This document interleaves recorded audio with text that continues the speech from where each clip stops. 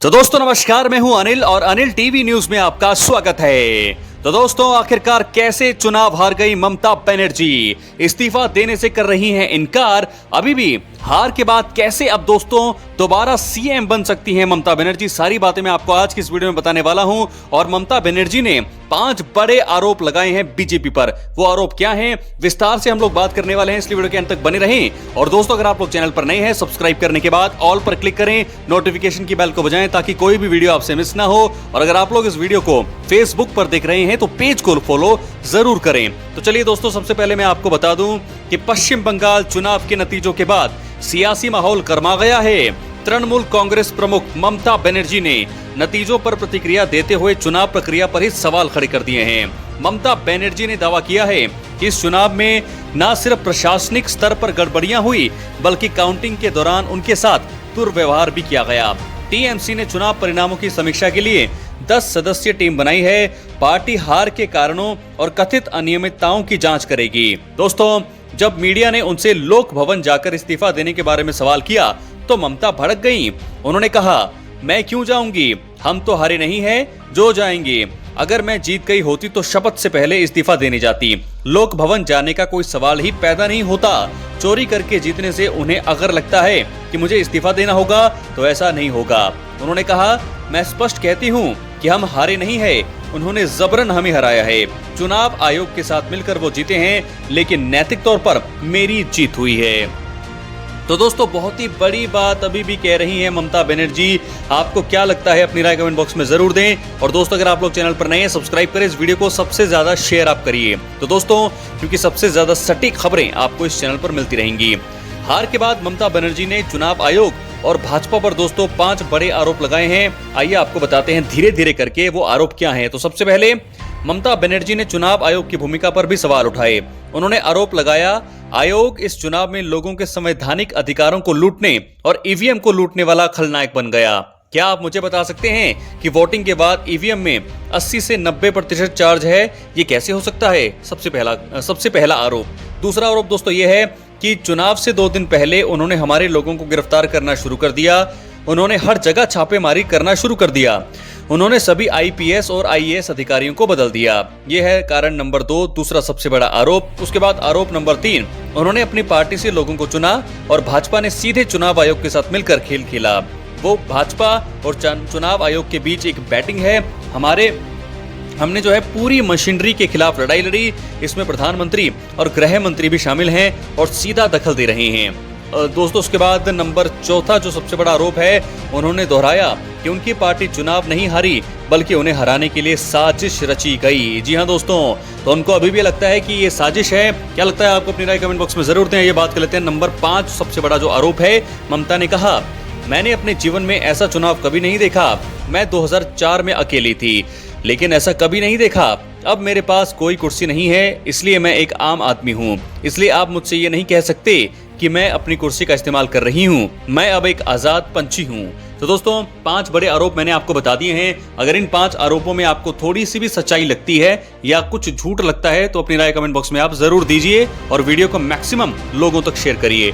तो सबसे पहले मुख्यमंत्री ने दोस्तों आरोप लगाया कि काउंटिंग सेंटर के अंदर उनके साथ धक्का मुक्की और मारपीट की गई। दोस्तों ये एक बहुत ही ज्यादा अजीब बात मुझे लगती है, क्योंकि वो अभी जब ये वोट जब तक नहीं हुआ, जब तक रिजल्ट नहीं निकला, तब तक तो वो मुख्यमंत्री हैं। तो उनके साथ ऐसा व्यवहार क्यों किया गया? अगर वो ऐसा कह रही हैं तो ऐसा क्यों हुआ?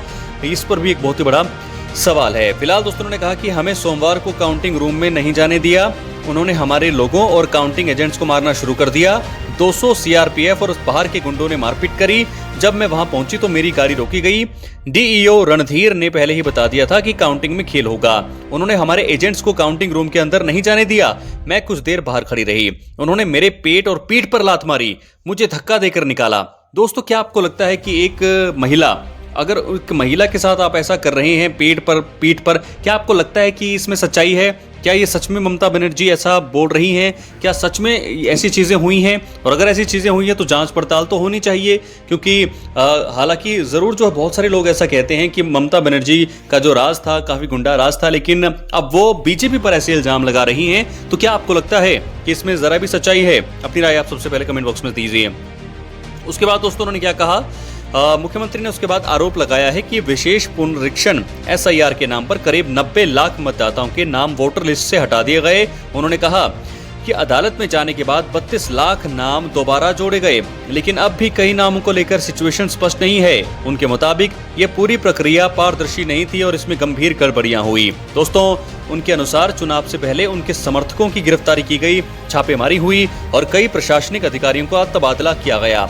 ममता बनर्जी ने दोस्तों ये भी कहा है कि इंडिया गठबंधन जो है उनके साथ खड़ा है और ये लड़ाई लोकतंत्र बचाने की है। सोनिया गांधी, राहुल गांधी, अरविंद केजरीवाल, उद्धव ठाकरे, तेजस्वी यादव, हेमंत सोरेन और अखिलेश यादव सभी ने मुझसे फोन पर बातचीत करी। मैंने उन्हें स्पष्ट किया कि मैं इंडी गठबंधन के साथ हूं। दोस्तों, उसके बाद उन्होंने कहा, अखिलेश ने मुझसे अनुरोध किया कि क्या वो आज ही आ सकते हैं, लेकिन मैंने उनसे कहा कि कल आएं, तो वो कल आएंगे। एक एक करके सब आएंगे। मेरा लक्ष्य बहुत साफ है, मैं इंडिया गठबंधन को मजबूत करूंगी, बिल्कुल एक आम आदमी की तरह। मैंने अपनी पूरी जिंदगी लोगों की सेवा में लगा दी।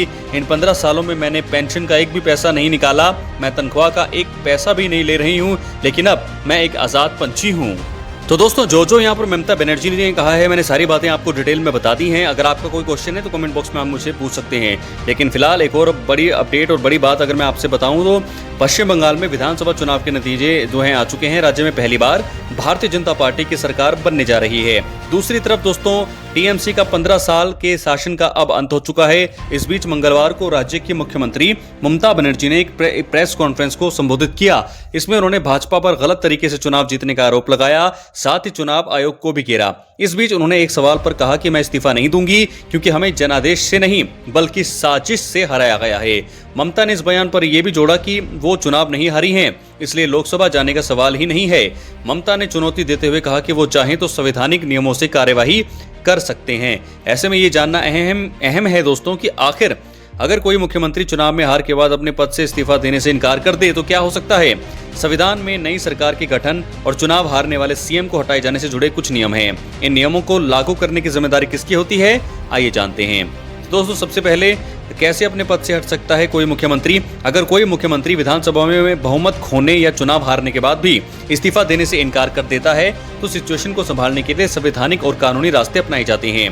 नंबर 1, विधानसभा में बहुमत खोने पर अगर ऐसा लगता है कि मुख्यमंत्री के पास बहुमत बनाए रखने के लिए विधायक का समर्थन नहीं है तो उन्हें फ्लोर टेस्ट का सामना करना पड़ेगा। राज्यपाल मुख्यमंत्री को सदन बुलाने और अपना विपक्ष अविश्वास प्रस्ताव ला सकता है और अगर यह प्रस्ताव पास हो जाता है तो मुख्यमंत्री और उनके मंत्रिपरिषद को संवैधानिक रूप से तुरंत इस्तीफा देना पड़ सकता है। नंबर 2, चुनाव में हार या कार्यकाल खत्म होने पर जब विधानसभा चुनाव में सत्तासीन दल हार जाता है तो आम प्रक्रिया ये है कि उस दल का नेता खुद ही जाकर राज्यपाल को अपना इस्तीफा सौंपता है, जिसके बाद राज्यपाल नई सरकार के गठन के लिए सबसे बड़े दल को आमंत्रित करते हैं। हालांकि अगर कोई मुख्यमंत्री हार के बाद भी व्यक्तिगत रूप से इस्तीफा ना भी दे तो पुरानी विधानसभा का कार्यकाल खत्म होते ही सरकार का कानूनी वजूद खत्म हो जाता है।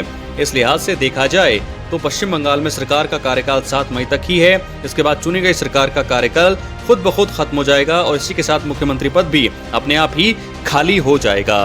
तो दोस्तों, ऐसे में देखना होगा कि क्या होगा। इसके बाद नए मुख्यमंत्री की शपथ लेते ही पिछला प्रशासन अपने आप खत्म हो जाता है और नई सरकार का शासन शुरू होता है। अगर किसी राज्य में सरकार के शासन के दौरान मुख्यमंत्री के इस्तीफा न देने से गतिरोध पैदा हो जाए और अगर कोई अन्य दल सरकार बनाने की सिचुएशन में ना हो तो बहुत सारी चीजें हो सकती है। राज्यपाल राष्ट्रपति को रिपोर्ट भेज सकते हैं कि राज्य का शासन संविधान के प्रावधानों के अनुसार जो है नहीं चलाया जा सकता है। ऐसी सिचुएशन में राज्य में राष्ट्रपति शासन लगाया जा सकता है। इसके बाद विधानसभा को भंग स्थगित कर दिया जाता है और राज्य का सीधा नियंत्रण केंद्र सरकार के पास चला जाता है। इसके बाद सही समय को देखते हुए नई सरकार की गठन की कोशिश की जाती है।